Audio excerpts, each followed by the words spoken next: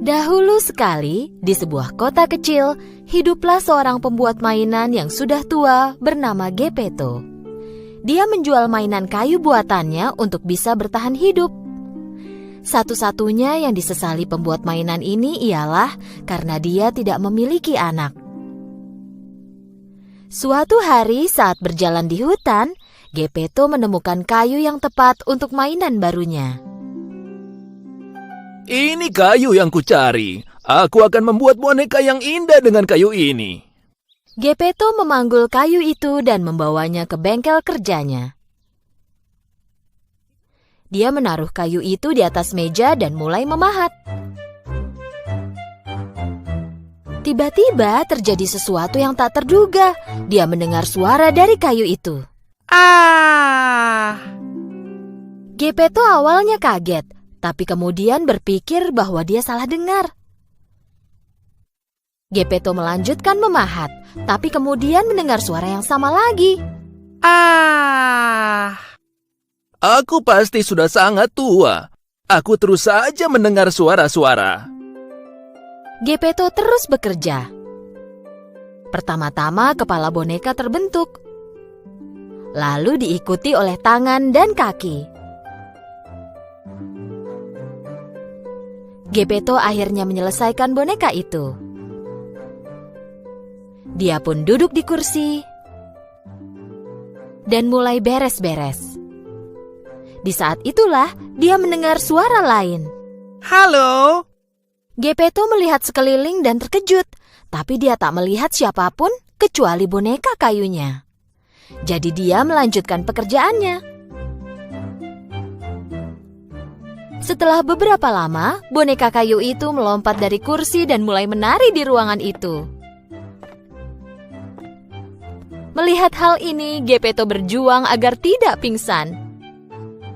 Ya ampun, boneka kayu ini hidup. Tentu saja itu bukan anak sungguhan, tapi boneka itu tertawa, berbicara, dan bermain seperti seorang anak. Geppetto memegang boneka itu di tangannya. Mulai sekarang, namamu adalah Pinocchio, nak. Geppetto dan Pinocchio memulai masa-masa bahagia mereka bersama. Tiba waktunya bagi Pinocchio untuk bersekolah. Tapi Geppetto tidak punya uang untuk membelikan peralatan sekolah untuk Pinocchio. Oleh karena itu, dia menjual mantelnya dan memberi uang itu kepada Pinocchio. Pinocchio membawa uang itu dan pergi ke sekolah dengan senang hati. Melihat-lihat semua toko, orang, dan pasar di sepanjang jalan. Tiba-tiba, dia melihat kerumunan orang di depan. Untuk mencari tahu apa yang terjadi, dia menuju kerumunan itu. Karena sangat pendek, dia sulit melewati orang-orang untuk bisa ada di depan. Yang dia lihat adalah tenda warna-warni. Itu adalah tenda sirkus. Badut di depan tenda sedang memanggil-manggil pelanggan. Pinocchio penasaran ingin melihat ada apa di dalam tenda itu, tapi badut itu menghentikannya. Kau tak boleh masuk kecuali kau membayar. Pinocchio berpikir sebentar dan ingat akan uang yang diberikan Geppetto untuk sekolahnya. Aku punya uang. Pinocchio mengeluarkan uang dari sakunya dan memberikan kepada badut itu. Di dalam tenda itu sangat menyenangkan. Dia melihat boneka kayu dimainkan di panggung di tengah tenda. Hei, mereka juga terbuat dari kayu. Dengan melompat ke panggung, Pinocchio mulai menari bersama boneka-boneka itu. Tetapi penonton pertunjukan itu marah kepadanya. Turun dari panggung. Pemilik sirkus yang berada di atas panggung sambil memegang tali boneka sangat senang melihat boneka yang hidup. Sebuah boneka tanpa tali akan menghasilkan uang banyak untukku. Hahaha, pikirnya. Dan setelah pertunjukannya selesai, dia menangkap Pinocchio dan mengurungnya di sangkar. Pinocchio sangat sedih karena dia tidak mematuhi perintah Geppetto untuk langsung pergi ke sekolah. Jadi dia mulai menangis.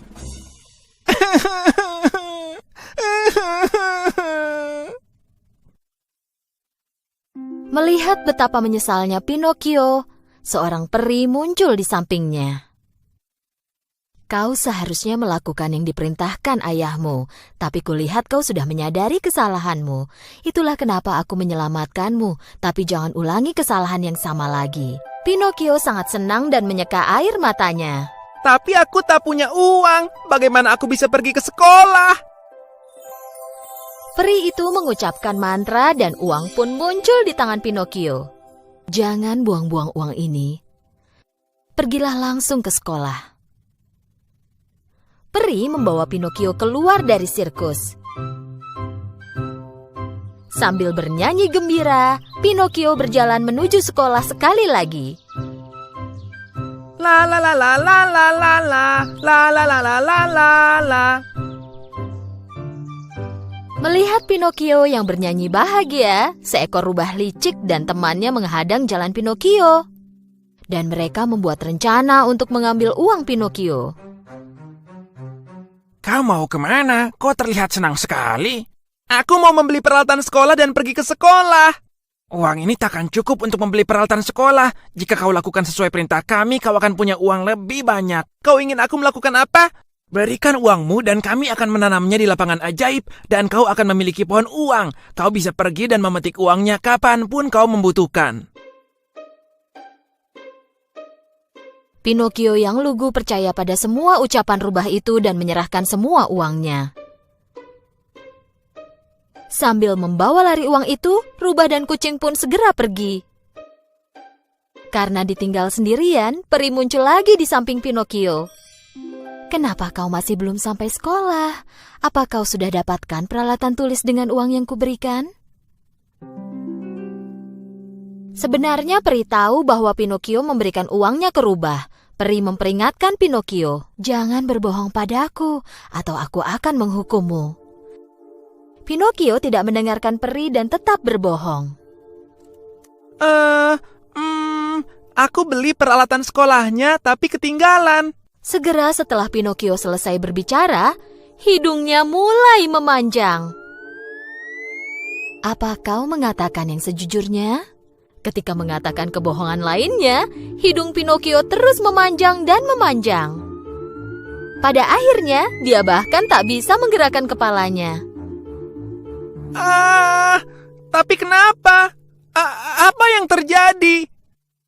Akhirnya Pinocchio menyadari kesalahannya dan memberitahu peri semua yang dia alami. Melihat Pinocchio telah berbuat yang benar, peri mengembalikan hidungnya menjadi normal. Aku mengampunimu karena kau mengatakan yang sebenarnya. Dengan mantra lain, peri mengembalikan uang yang diambil oleh rubah. Dan sekali lagi memperingatkan Pinocchio untuk tidak membuang uangnya lagi. Dengan memegang uang di tangannya sambil bernyanyi, Pinocchio mulai berjalan lagi.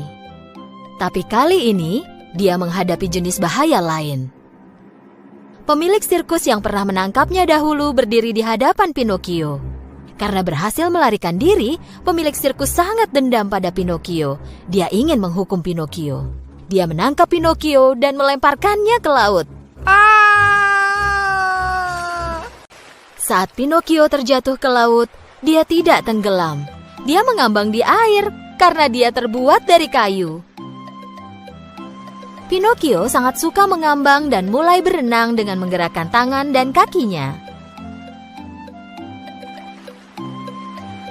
Dan sesuatu terjadi ketika dia berenang ke tepi. Hei, apa yang terjadi? Di mana aku?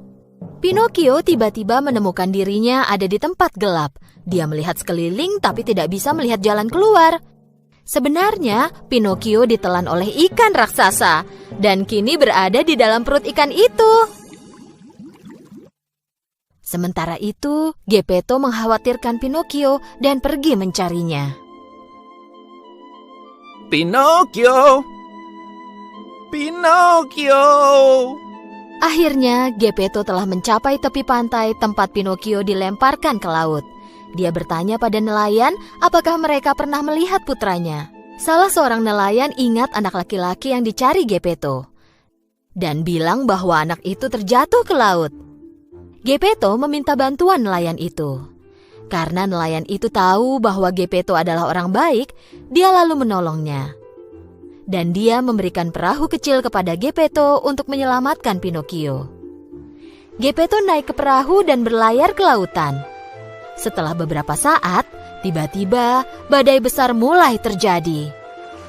Perahu kecil itu tak bisa lagi menahan ombak besar sehingga hancur. Dan Geppetto mendapati dirinya berada di tengah laut. Geppetto sudah tua dan tidak tahu cara berenang, jadi dia mulai tenggelam jauh ke dalam laut. Tepat saat itu, ikan raksasa yang telah menelan Pinocchio juga menelan Geppetto. Geppetto meluncur ke dalam kerongkongan ikan itu dan menuju ke perut ikan. Dan Geppetto mendengar suara anak kecil menangis.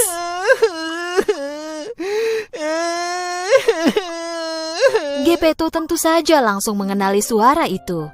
Pinocchio, anakku, aku akhirnya menemukanmu. Aku khawatir sekali.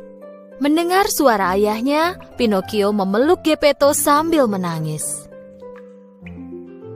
Aku minta maaf karena tidak mendengarkan nasihat ayah. Maafkan aku. Aku akan selalu mematuhi perintahmu.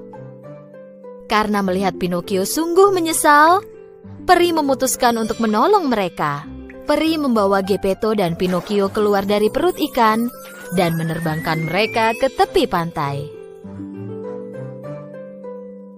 Sejak saat itu, Pinocchio menjadi anak laki-laki yang sangat pintar dan selalu menuruti nasihat ayahnya. Dia pergi ke sekolah setiap hari dan pulang sekolah dia langsung membantu ayahnya bekerja di bengkel. Peri melihat bagaimana Pinocchio telah menjadi anak yang baik dan memutuskan untuk memberinya hadiah.